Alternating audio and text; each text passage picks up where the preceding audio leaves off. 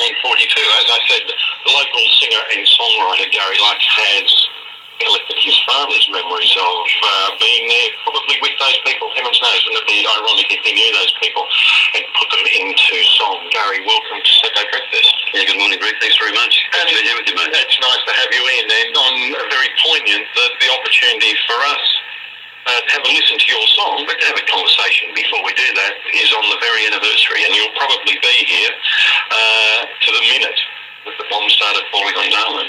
Wasn't that amazing? I think that Darwin was half an hour behind. It was probably on Adelaide time then as it is today, so 26 minutes past 10 East Coast time is when the first attack occurred. And it's really, thank you very much for saying it's my song. It's actually my father's song. That's a good story. Yeah, he wrote it. He doesn't know that he wrote it, but he told me a little bit about the war. I mean, guys from that generation I've discovered never really talked much about the war. Did he talk to you about when you were growing up as a kid, or is it something that you've actually spoken of as you got older, and I guess he's got older too? As we got older, really just in the last few years. He didn't talk much about it as we were growing up as kids. Really after my mother died in 2002 from breast cancer, he asked me to take a trip across to Perth with him on the train, across the Nullarbor on the Indian Pacific. And it was really then that he first opened up for the first time about some of his memories of the war. I guess it must have been at that point when we were leaving Adelaide, and it might have reminded him of the trip from Adelaide to Darwin and the army trucks or the cattle trucks or whatever they were taking to Darwin in those days to get ready for the attack. So he was up there serving in the army. He wasn't in a civilian role or in any other role. He was in the army. He joined just prior to the outbreak of the war in 1939. And he joined the Signal Corps, I think. And like a fool, he told me many, many years later he switched to infantry. Right.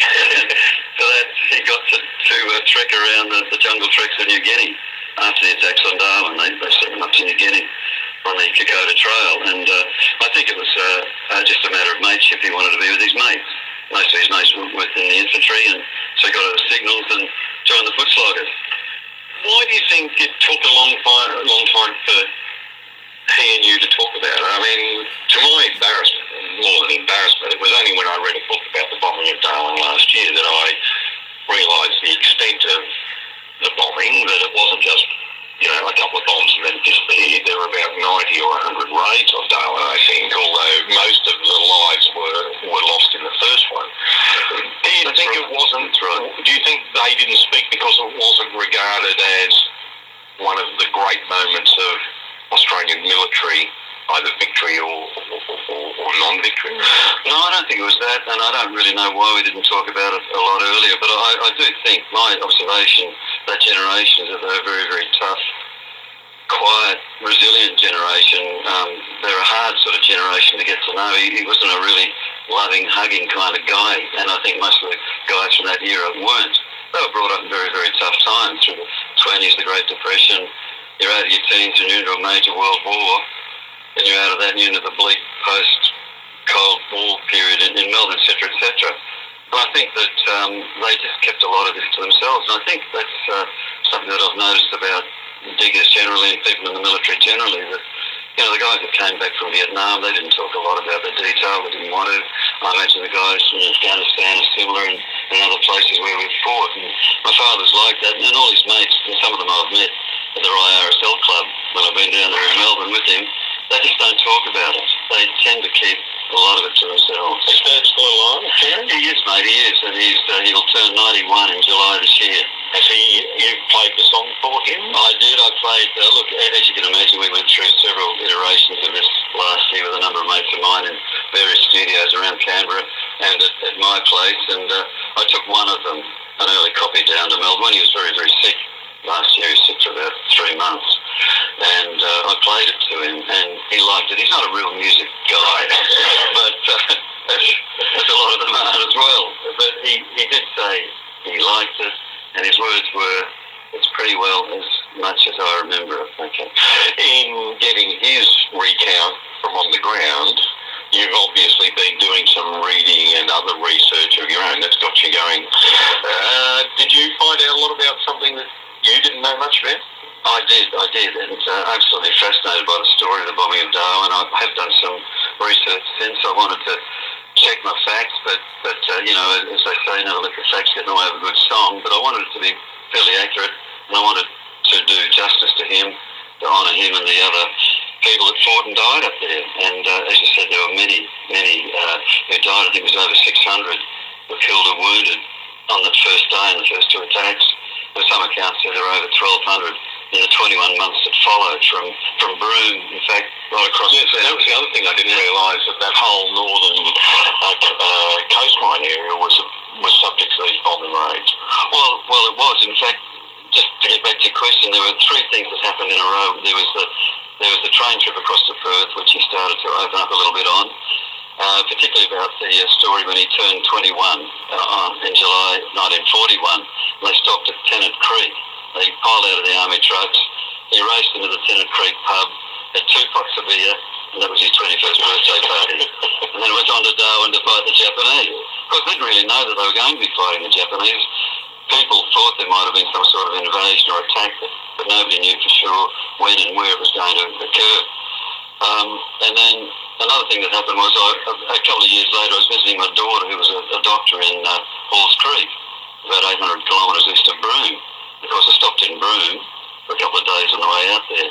And there's this fantastic memorial in the middle of Broome, which is on a sort of rock and plaque of iron that shows where all the attacks occurred, from Broome, Wilton, Port Hedland, Katherine, right across to Townsville. Broome lost 70 people in the first attack on Broome. I think there were, as I said, at least 250 to 300 killed in that very first raid on Darwin, and maybe about 1,200 people altogether. In terms of recognition and understanding of what was going on by the broader population, and I should say I'm talking to Gary Luck, who is, you're going to hear a song very shortly. I'm going to try and get our timing right and start the song at 22 minutes past 10 exactly, Gary, so that we'll finish at 26 minutes past 10. That's great, Greg. I guess there's a view that the population of the rest of Australia were at that time not fully informed necessarily of what had happened in Darwin. There is a strong view about that, and I think that's true. I think that's been well documented. I think the government at the time tried to censor most of the news that was coming out of Darwin, or at least suppress most of the news. I just read in Bob Worth's fantastic book on Australia's Greatest Peril, 1942, it's called, where he's repeated excerpts from the Melbourne Herald and a Sydney paper which said 15 killed in an attack on Darwin and 20 injured or something like that. But news was suppressed, and what I find particularly disappointing today, not only amongst my generation but the younger generations, is that hardly anybody knows anything now about the attack. This was the single greatest attack on Australian mainland soil ever. Let's hope that. Well, I speculated earlier when I was talking about you coming on. I don't know that there is a ceremony or any observance happening anywhere today of the same level of other things that we commemorate and recognise, Gary. I don't know if there is anywhere apart from Darwin itself. I mean, you mentioned at the beginning that there's a ceremony, and that's the third thing that happened. The third part of the song story, if you like, is that I visited Darwin in 2007 on the 65th anniversary of the bombing, and I think today's the 69th. Next year, of course, will be the 70th, and I wanted to get the song out there before the 70th anniversary came around, while there were still some survivors left. But they do hold a fantastic ceremony in the parkland in Darwin, overlooking the harbour. When I was there, some PC-9 jets came screaming in over the top. Had a couple of Navy ships in the harbour.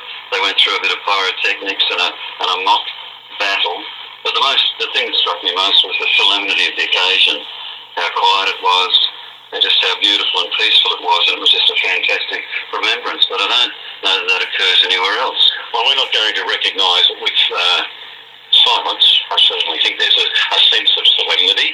By the time you intro this song, it will be 22 minutes past 10, and that means it will finish at exactly 69 years to the minute when the bomb started. So just intro the song. The title? Well, the title of the song is Blood on the Frangipani, which is a lyric taken from the fourth verse. Frangipani was also the most beautiful tropical flower that my mother loved. Mum and Dad were stationed in Darwin in the mid-50s and 60s. So that's why I called it Blood on the Frangipani. the original working title was When the Bombs Rained Down on Darwin, but I thought